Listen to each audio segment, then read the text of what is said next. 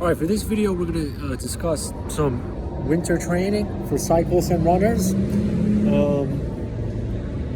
Most notably, just some tips, some thoughts, how to approach training, how to get the most out of it. So I think when it comes to cycling and running, and I was guilty of this when I initially got into it. You're kind of brainwashed into thinking more volume, miles, whatever. Excuse me, is better. Which is not really the case. I mean, the old school way of thinking with endurance was, the winter months, you get all these miles in, blah blah blah. But science and training have taught us that that's probably not the best way really to go about it. For a number of reasons. For burnout, it's monotonous. It doesn't really enable you to get to where you need to be. So I think a different approach is needed, and an approach that probably for many will get people out of their comfort zones and challenge a lot of age-old beliefs with endurance sports. I think the biggest thing is what I see, and from talking to people, people who claim, we've been doing this so long, I can do all this stuff, and they're kind of hesitant to adopt new ideas and new principles to go by. But you gotta evolve, especially if you're an athlete and you're into training and you have goals. For me, and I've mentioned this in one of the other videos, I don't do this for, like I said, I don't race, I don't compete in anything, I don't want to, I have no interest in this. I strictly do it for myself. My years of playing a competitive sport are over with.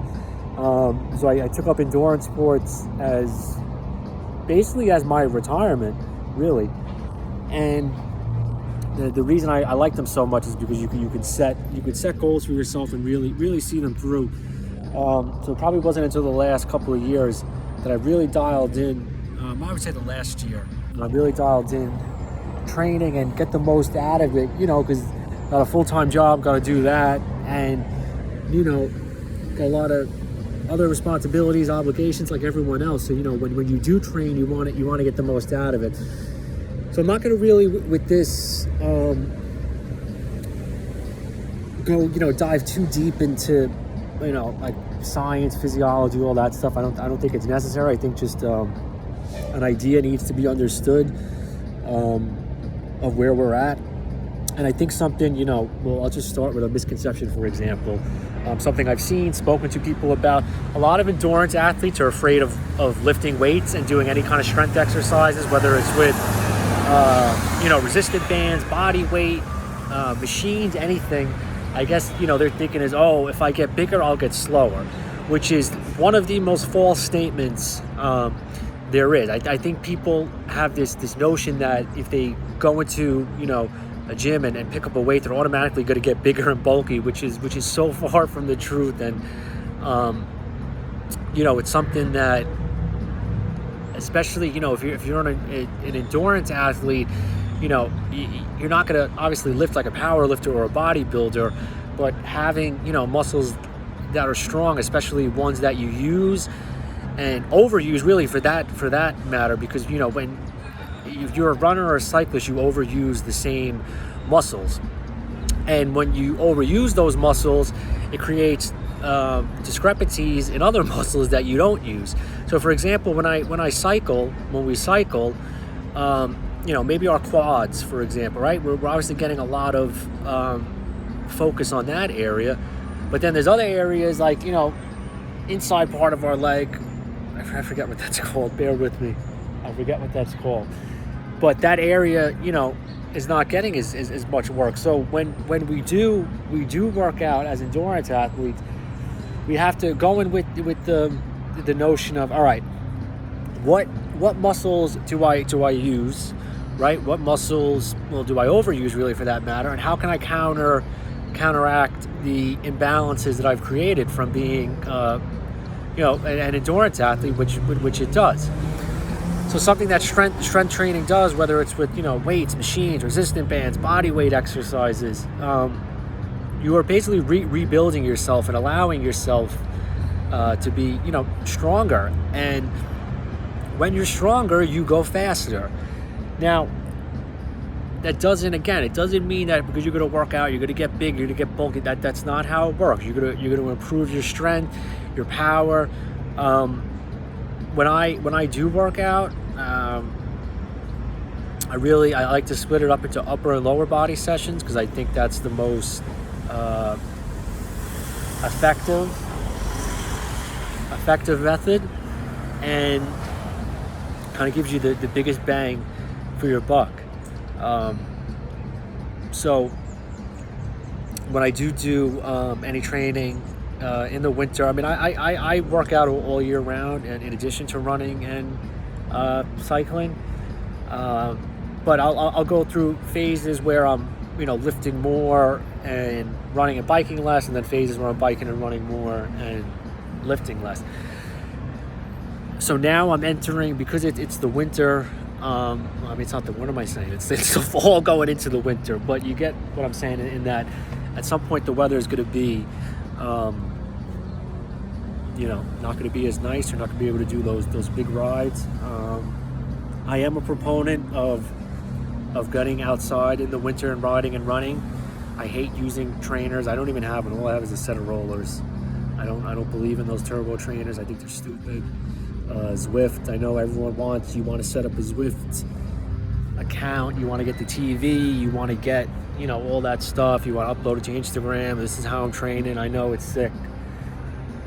You saw someone on YouTube do it. I get it, but I think that's beta training. I think that's training for the sheep and the masses, and I think the real heads know that you gotta get outside. Even if you're outside 35-40 minutes in the winter, you know what, make those 35-40 minutes worth it. Just you going out there, it builds that mental toughness and that tenacity. So when it is nice weather out, it's no big thing. Like you got to be able to ride and run in the cold. You got to be able to ride and run in the rain, when it's sunny, when it's windy, all those conditions. So I think that's something very important. Now, I'll give you an example. So let's say we're in the month of December, right? We'll give you a training week example. My main focus, my main focus is cycling. I like cycling the best. Kind of just run. Realize a way just to take a break from cycling, because cycling sometimes gets boring. So by running, it just switches up. It's something fun.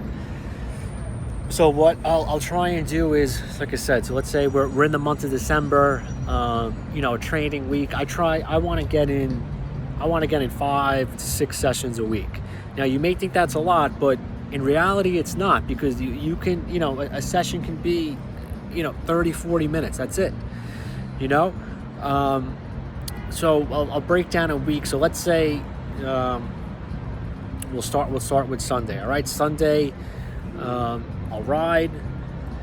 Maybe I'll do a 45-50 minute ride. Right now, I'm not really worried about doing intervals. Like I said, I don't do any of that shit when I train. I get out there and everything's on feel. I'm not using a power meter, none of that. It's all on feel.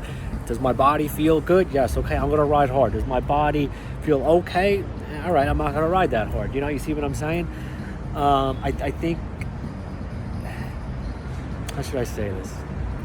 Numbers, I'm not disqualifying or, discount. What's the word? Like, I'm not invalidating using a power meter and all that stuff. It works. You need it. If you're professional, or you're looking to get into it, because it does serve a purpose. But my thing is with it, I'm guilty of this, and I know other people I've spoken to have said similar. You get too focused on the numbers, which is good and bad. I think you should learn how to train first without one, and you got to know your body. You got to do everything by feel, know it in and out.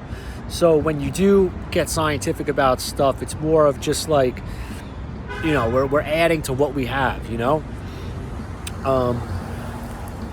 So back what I was saying, so a regular week, so it's a Sunday, I get like a 45, 50-minute ride, just go off how I feel, with the weather, everything. Monday would be a gym session, so I would do lower body on Monday, and I mentioned this in another video, but again, I'm gonna do a full like lower body workout video that I would do, but we're just doing some outline kind of stuff right now. Monday would be lower body. Tuesday would take off. Wednesday I would do 25 to 30-minute run. Again, I don't focus on miles, how fast I do the miles, and none of that stuff. We don't care. We do it off of feel. How does our body feel? How did my body feel in the 25 and 30 minutes I ran today? So like I said, so Sunday ride, Monday gym, Tuesday off, Wednesday run, Thursday another gym session. Thursday's our gym session. Friday off, and then Saturday would be I would try and do like somewhat of a longer ride, again depending on the weather, and everything. And also too, a reason that I like to approach my training like this is because when spring comes around, I'm itching to go, because like I said, my main focus is, I pretty much do everything geared towards cycling. So when spring comes around, March, April, if I had a whole, winter of training and doing, a template like this, I'm going to come in ready. I'm going to be stronger. I'm going to be faster. I'm going to have more power. And mentally, I'm not going to be, run down from, like I mentioned before, the monotony. And that's something that endurance athletes know all too well. It's something, you have to be careful with your training and not make it monotonous, because once it becomes monotonous, you're not giving the effort that you can give, and you're not going to get everything out of it that you need to get out of it. So like I was saying, in the winter, winter's our time to go back to the drawing board, time to reevaluate and rebuild for the spring and the summer. Now if my focus was on running, I would just basically just do the opposite. Like I was saying, Sunday would be my run, and I would replace the biking. I would replace the running with the biking. You see what I'm saying? So like I said, if running is my focus, I do that big long run on the weekends, and then during the week I'm just cycling to counteract and build new muscles and just do new stuff, just to switch up my training, do some kind of cross training, to really help you, excel. And it's almost a weird, it's not that it's weird, but it's like it's a balance you gotta find of doing enough, and then once you get to a certain point, it's like you don't want to do too much, and that's why I like throwing the running in, because it's just something different, and I just do what I do. Like I said, I don't focus on miles, how fast I'm going. Just get out there, run, and then that's gonna build your body, make you faster, make you stronger, more powerful, when you get on the bike. And then it's gonna be the opposite too. So let's say, like I said, running's your thing. You hop on the bike, you're using different muscles. You're gonna come back to running in better shape, because even though you're not doing that movement, you're still building those components. You're still working on your endurance. You're still working on strength and power, and that's how you get faster. And you're not going to get faster by I know, like I said, everyone oh, bro, I checked my route on Strava today. Check my route today, bro. All right. I see that you biked 50 miles, 60 miles. That's great. How many of those miles were junk miles? We're on the quality, not quantity